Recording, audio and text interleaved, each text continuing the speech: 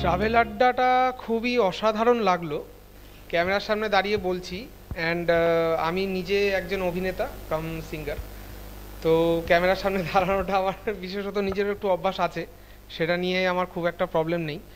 আজ আর্টিজম এই ভেন্যুটা এটাও একটা শুটিং জোন, তো এটাও আমার সাথে যায় জিনিসটা, তো আমি সেই কারণে আমি আরও বেশি আপ্লুত এখানে এসে। আর এলিগেন্ট ট্যুর অ্যান্ড ট্রাভেলস আজকে যে প্রোগ্রামটা অর্গানাইজ করেছে সেটা খুবই একটা অসাধারণ প্রোগ্রাম। তো ম্যাডাম আমাদের খুব ভালো, আমাদের দৈনন্দিন জীবনের যে সমস্যাগুলো, মানুষের শরীরের বিভিন্ন প্রবলেম, সেগুলো কীভাবে রিসলভ করতে হবে সেটা ম্যাডাম খুব সুন্দরভাবে বর্ণনা করলো এবং করেও প্র্যাকটিক্যালি উনি দেখালেন। তার আগে যিনি স্যার ছিলেন উনি আন্দামান সম্বন্ধে কিছু যে কোন কোন জায়গায় কীভাবে গেলে সুবিধা হবে, কোন কোন জায়গায় মানে কি সুবিধা অসুবিধা সমস্ত কিছুই উনি বললেন, সেটাও একটা খুব অভূতপূর্ব বিষয়।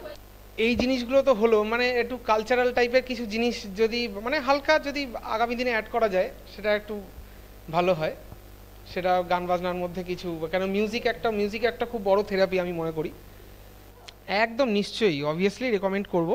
কেন অনেক ট্যুর অ্যান্ড ট্রাভেলস কোম্পানি কলকাতায় আছে, কিন্তু তারা ঠিক এইভাবে ব্যাপারটাকে অর্গানাইজ করে না। এত সুন্দরভাবে জিনিসটা অর্গানাইজ হয়েছে, একটা এরকম আড্ডা সব কিছুর সাথে আমি কখনো কোনো ট্যুর অ্যান্ড ট্রাভেলস কোম্পানিকে এইভাবে দেখিনি, যে এরকম ভালো মানুষদের এনে তাদের মারফত একটা সোশ্যাল মেসেজ সবাইকে দেওয়া।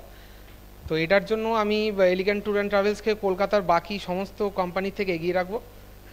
Best wishes elegant tour and travels, and I am very obliged to be a part of this. Thank you.